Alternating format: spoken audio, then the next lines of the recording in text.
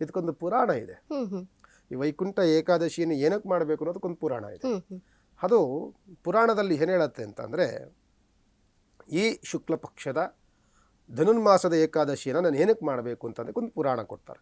ಏನು ಪುರಾಣ ಅಂತಂದರೆ, ಮುಂದೆ ನೋಡಿ ಕೃತಾಯುಗದಲ್ಲಿ ಮುರ ಎಂಬ ಒಬ್ಬ ರಾಕ್ಷಸ ಇರ್ತಾನೆ. ಅವನ ಹೆಸರು ಮುರ ಅಂತ ಒಬ್ಬ ರಾಕ್ಷಸ. ಅವನು ಸಂಹಾರವನ್ನು ಮಾಡಲಿಕ್ಕೆ ಯಾರಿಂದಲೂ ಸಾಧ್ಯವಾಗುವುದಿಲ್ಲ. ದೇವಾನುದೇವತೆಗಳಿಗೆ ಹಿಂಸೆಯನ್ನು ಕೊಡಲಿಕ್ಕೆ ಆರಂಭವನ್ನು ಮಾಡ್ತಾನೆ. ಏನಕ್ಕಾಗಿ ಅಂತಂದ್ರೆ ಅವನಿಗೆ ಮರಣ ಇರೋದಿಲ್ಲ.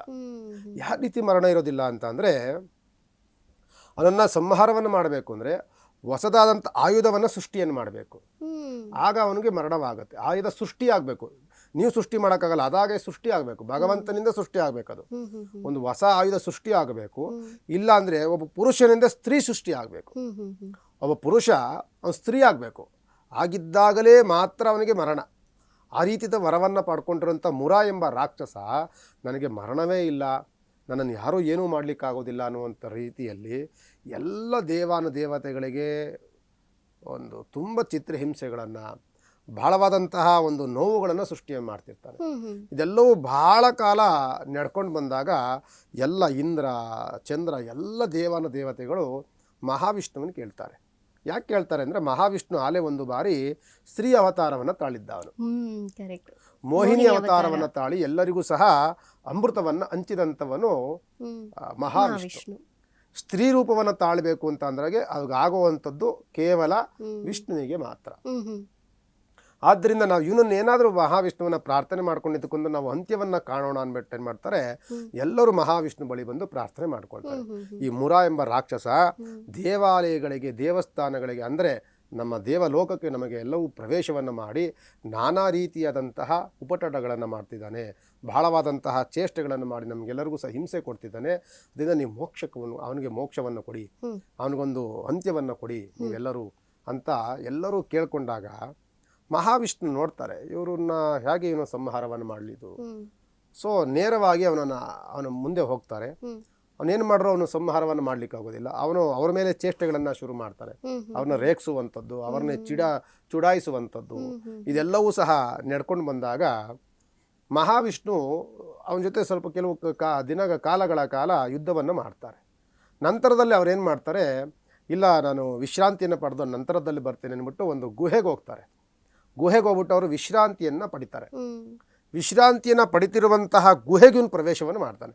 ಅಲ್ಲೂ ಸಹ ಚೇಷ್ಟೆಯನ್ನು ಮಾಡಬೇಕು, ಅಲ್ಲಿ ಹಿಂಸೆ ಕೊಡಬೇಕು ಅಂದ್ಬಿಟ್ಟು ಏನು ಮಾಡ್ತಾರೆ, ಈ ಮುರ ಎಂಬ ರಾಕ್ಷಸ ಗುಹೆಗೂ ಸಹ ಪ್ರವೇಶವನ್ನು ಮಾಡ್ತಾರೆ.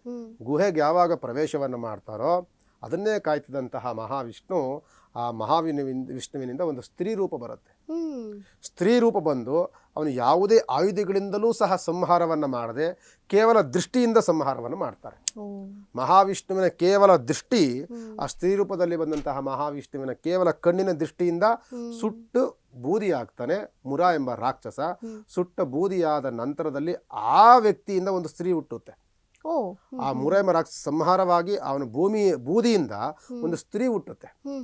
ಅಲ್ಲಿ ಬಂದು ನನಗೆ ಮೋಕ್ಷ ಕೊಟ್ಟೆ ನೀನು ಮಹಾವಿಷ್ಣು, ನನಗೆ ಇದಕ್ಕೆ ಏನಾದರೂ ನನಗೆ ನೀನು ಒಂದು ವರವನ್ನು ಕೊಡಬೇಕು, ನನಗೆ ನೀನು ಮೋಕ್ಷ ಕೊಟ್ಟಿದ್ಯಾ, ನನಗೊಂದು ವರ ಕೊಡು ಅಂತ ಕೇಳಿದಾಗ, ನಿನಗೇನು ವರ ಬೇಕು ಕೊಡ್ತೀನಿ ಅಂತ ಹೇಳಿದಾಗ, ನನಗೇನು ಬೇಡ, ನಿನ್ನ ಒಂದು ಏಕಾದಶಿ, ನಿನ್ನ ಅತ್ಯಂತ ಶ್ರೇಷ್ಠವಾದಂತಹ ಏಕಾದಶಿ, ಆ ಏಕಾದಶಿ ದಿನದಂದು ನಾನು ಸ್ಮರಣೆಯನ್ನು ಮಾಡಿ ನನ್ನನ್ನು ಕೆಲವರು ನೆನಕೊಂಡು ನಿನ್ನ ಸ್ಮರಣೆ ಮಾಡುವಂಥ ಅನುಗ್ರಹವನ್ನು ನೀಡುವಂಥ ಆ ರಾಕ್ಷಸ ಮುರ ಎಂಬ ರಾಕ್ಷಸ ಕೇಳ್ಕೊಳ್ತಾನೆ.